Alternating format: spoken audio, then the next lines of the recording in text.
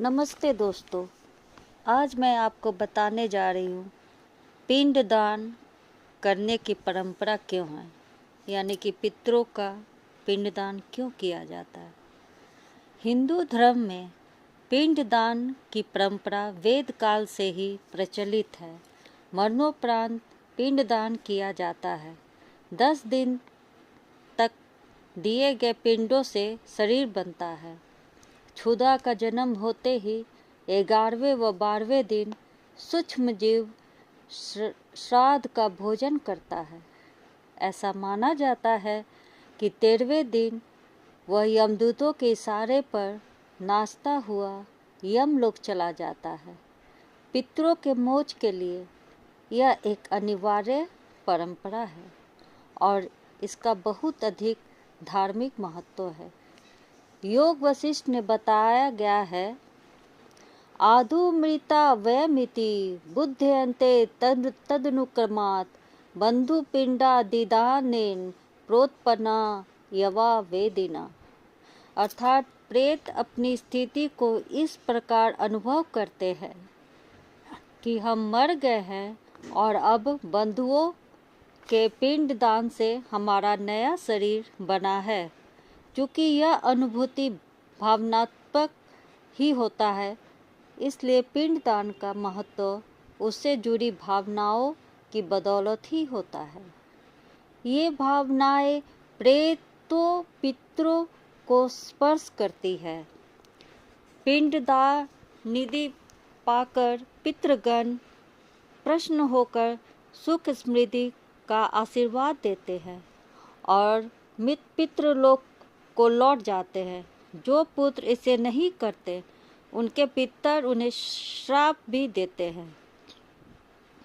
कहा जाता है कि सर्वप्रथम सतयुग में ब्रह्मा जी ने गया में पिंडदान किया था, तभी से यहाँ यह परंपरा चली आ रही है।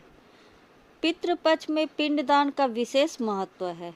पिंडदान के लिए जौ या गेहूं के आटे में तिल या चावल का आटा मिलाकर इसे दूध में पकाते हैं और शहद तथा घी मिलाकर लगभग 100 ग्राम के 7 पिंड बनाते हैं।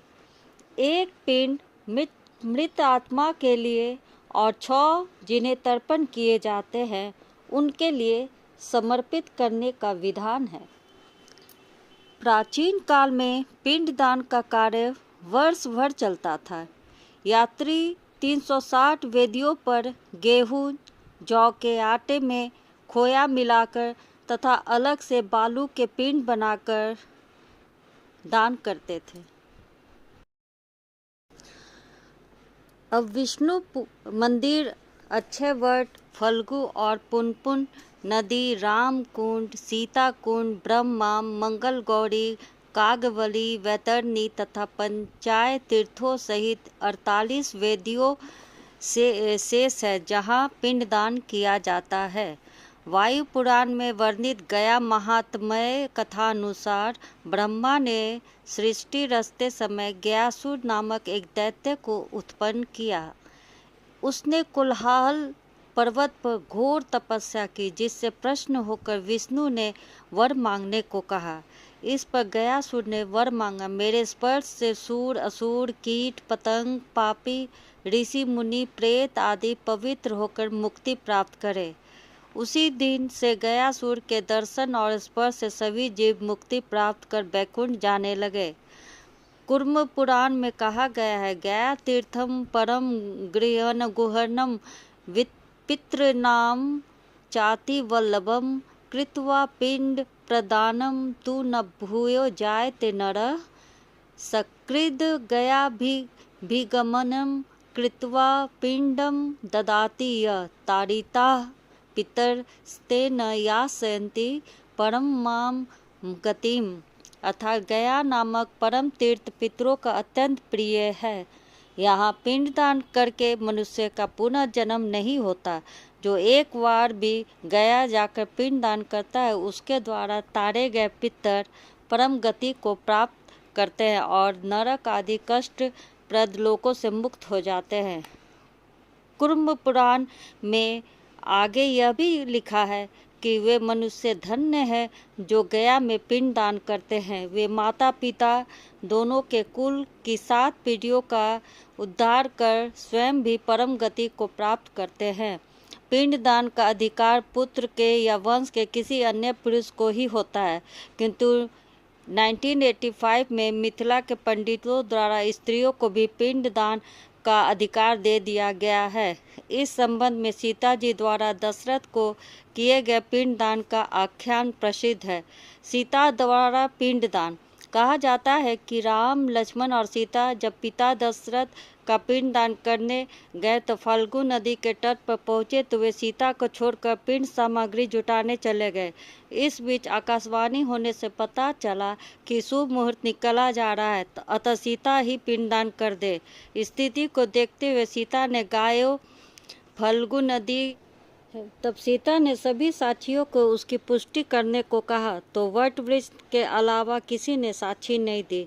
इससे क्रोधित होकर सीता ने गायों को अपवित्र वस्तु खाने, फल्गु नदी को ऊपर से सूखी किंतु धरातल के नीचे बहने, केतकी पुष्प को शुभ कार्य से वंचित रहने और अग्नि को संपर्क में आने वाली सभी वस्तुओं को नष्ट करने का शाप दे दी। वट वृक्ष को हर ऋतु में हरा भरा रहने का वरदान दे दिया। इस तरह हम लोग को जानते हैं कि पिंडदान पितरों को क्यों करना चाहिए। पितरों का पिंडदान जरूर करना चाहिए, क्योंकि इससे सब हमारे पितरों को आत्मा की शांति मिलती है और वो हम लोग को आशीर्वाद दे के जाते हैं। तो दोस्तों, कैसा लगा आपको ये कहानी? पिंडदान क्यों करना चाहिए? आप मेरे चैनल को लाइक और सब्सक्राइब कीजिएगा। फिर इसी तरह मैं एक और कहानी लेके आऊँगी। धन्यवाद दोस्तों।